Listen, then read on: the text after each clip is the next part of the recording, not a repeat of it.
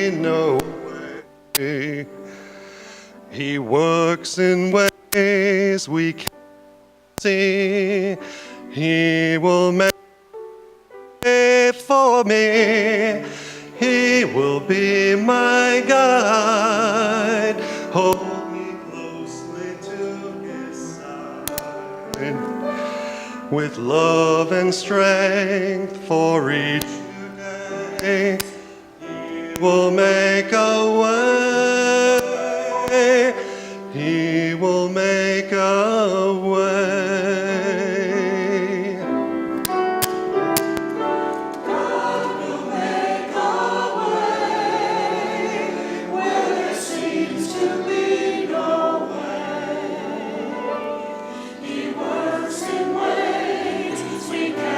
See, he will make a way for me.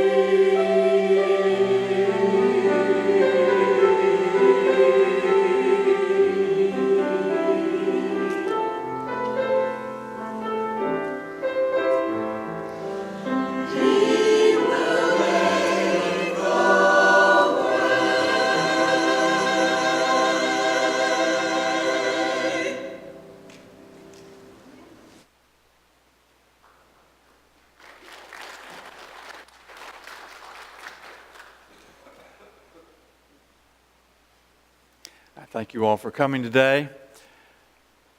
As I've done this stewardship season, I've tried to begin with a little story. So I tell you about a little girl. Her father gave her $2 bills. Boy, she was excited. And he said, you can do anything you want to with one of them, but the other one you have to give to the Lord. So she was happy with that and excited and agreed. And she asked if she could go to the candy store. So she went down the street and was walking and skipping and just so happy holding those $2 until she tripped. And one of the dollars fell from her hand and the breeze blew it into the drain. She got up, she brushed herself off, she looked at the dollar that was in her hand and said, "Well, Lord, there went your dollar." I fear so many of us have the same attitude, first us and then God. Let us start with prayer. Heavenly Father, at the beginning of time, your Spirit moved over the waters. Send your Spirit to us today to move through our hearts and minds so we may be strengthened in our faith and by our witness of your mighty acts. Amen. We're continuing this march through Exodus, the revelation of two more of God's mighty acts we are looking at today. You heard the scripture of one of them. And just to set that up, you remember that last time we heard that the Egyptian households had all lost the firstborn to the 10th plague. And Pharaoh and all of Egypt said, "Get out of here, be gone, or we will all be dead men." The Egyptians then responded when the Israelites said, "Give us your gold and silver and jewel and clothes." They gave just as they were asked. So Israel completed a peaceful plunder of Egypt as they left. We're told that 600,000 men with their families left Egypt. And as soon as the Israelites left, Pharaoh and the Egyptians asked themselves, "What have we done? Who will work? Who will build? Who will farm?" They had freed their huge slave force on whom they had depended. After reconsidering, Pharaoh sent 600 chariots after the Israelites with his army. The Egyptian army marched out to overtake them and caught up with them by the sea. The Israelites had camped there. So now the Israelites also asked, "What have we done?" They were having doubts. In a sense, both groups were shocked by this huge change in their circumstances. And the Israelites could not escape their fear and their human nature as they saw the Egyptians coming after them. It reminds me of the story about the traveling salesman who, driving down a lone country road at night, had a flat tire. He opened the trunk and there was no lug wrench. But he saw in the distance a dim light from a farmhouse and decided he would set out to walk up there through the driving rain. Surely the farmer would have a lug wrench or a tool he could borrow. Of course, it was late at night.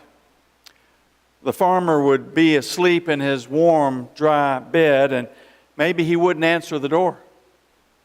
And even if he did, he'd be angry at being awakened in the middle of the night. By now, the salesman's shoes and clothes were soaked from walking in the rain, and he thought even if the farmer did answer his knock, he probably would say something like, "What's the big idea of waking me at this hour?" This thought made the salesman angry. What right did that farmer have to refuse to loan him that lug wrench? After all, here he was stranded in the middle of nowhere, soaked to the skin. The farmer was a selfish fellow. No doubt about it. Well, the salesman got to the door. And he knocked, banging loudly, and a light came on, and the window opened, and a voice called out, "Who is it?" And the salesman said, with an angry face, "You know darn well who it is. It's me. And keep that blasted lug wrench. I wouldn't use it if it was the last one on earth." Well, at times we get things set in our mind and we have a hard time overcoming those thoughts. So the Israelites are in this tight spot, caught between the sea and the Egyptian army. They were asking that same question again. What have we done? And in their fear, they turned on Moses with sarcasm and said, "Were there not enough graves in Egypt that you brought us into the wilderness to die?" Also saying, "Would it not be better to serve the Egyptians than to die here?" Moses tells the people, "Stand up and see the salvation of Yahweh today."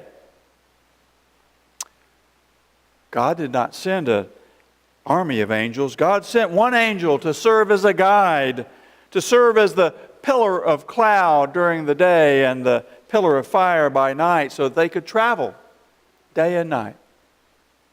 When the Egyptian army was in sight, Israel did not need directions anymore. They needed protection. So at this time, the Lord acted through the angel. He had the angel move from the front of the Israelites to the back. The Egyptians would be in the darkness of the cloud while the Israelites were in the light of the pillar of fire. So the groups remained separated. God protected them, but this condition would not last for long. So God tells Moses, "Lift up your arms to signal a miracle in the parting of the sea." The wind blew. The dry land grew. The waters stood towering, divided on both sides. And the Israelites started hustling through the sea on the dry land to the other side. As the Lord watched in the morning, the Egyptians began to follow the Israelites into the dry land between the standing waters. But God caused some panic by showing them the pillar of fire and by causing their chariot wheels to bog down. The Egyptian army tried to flee as they realized that it was Yahweh who was fighting against them. So their words must have come back around to them to haunt them. What have we done? Then God told Moses, "Stretch out your arms to close the waters." The army was caught in the flood. All were lost. The Lord saved Israel that day as they saw the dead Egyptians wash up on the shore. So the people feared the Lord and believed in the Lord and in His servant Moses. Wow. I think this would make a fantastic movie. God used fire and wind and water to protect His people and to destroy their enemies. He defeated Pharaoh's army, and the Egyptians recognized God's power. They would no longer pursue God's people. But the Exodus continued. I look to our second reading today from Exodus chapter 17. From the wilderness of Sin, the whole congregation of Israel journeyed by stages as the Lord commanded. They camped at Rephidim, but there was no water for the people to drink. The people quarreled with Moses and said, "Give us water to drink." Moses said to them, "Why quarrel with me? Why do you test the Lord?" But the people thirsted there for water, and the people complained against Moses and said, "Why did you bring us out of Egypt to kill us and our children and livestock with thirst?" So Moses cried out to the Lord, "What shall I do with this people? They are almost ready to stone me." The Lord said to Moses, "Go on ahead of the people and take some of the elders of Israel with you. Take in your hand the staff with which you struck the Nile and go. I will be standing there in front of you on the rock of Horeb. Strike the rock, and water will come out of it so that the people may drink." Moses did so in sight of the elders of Israel. He called the place Massah and Meribah because the Israelites quarreled and tested the Lord, saying, "Is the Lord among us or not?" The word of the Lord. Thanks be to God. So after weeks of marching, all of Israel has traveled to Rephidim, way down the Sinai Peninsula near Mount Horeb. They found themselves thirsting, and they told Moses, "Give us water. Why did you bring us out from Egypt? To kill us?" Moses asked God for help. "They will stone me." What's wrong with these people? They seem so ungrateful. But they are just displaying human nature. It was as if they were saying, "Well, what have you done for me lately?" God came again to their assistance. He told Moses, "Strike the rock and water will come out." God gives and gives. He gave creation and freedom. He gave them leaders and blessings. God gives and gives. God will make a way. As we have seen in these stories of Exodus, God continued to make a way when there seemed to be no way. He led Israel. He continues to lead His people. He leads us. The story is played out in so many ways and in so many different individual lives. Yet even when we are blessed, we too are soon looking for that next blessing. It's our human nature. But we are asked to escape that human nature. Since the life of Jesus, the good news of God has become personal as a personal Savior. Jesus described and reflected a loving God, a God who would send His own Son into an evil world as a gift, a blessing to save others. A Son who would perform signs and miracles beyond human nature so that people might come to worship and serve the God of Abraham and Isaac and Jacob and Moses. The Lord, the Father of Jesus, the Christ, remains in the salvation business. What a gift we have received. I think of the two boys who were each given a box of chocolates by their grandfather. The first boy took that package and ran up to his bedroom and ripped it open and started eating the chocolates, putting them in his mouth, and he became one big chocolate mess. The second grandson unwrapped the box there in front of his grandfather, and he said, "Thank you for giving me this candy. Here, you have the first piece." Which of these boys displayed human nature? And which displayed the heavenly nature? Our nature is to earn and save and spend on ourselves. Where are you in your sharing and your giving? Are you moving toward a tithe? Where are you with your blessings?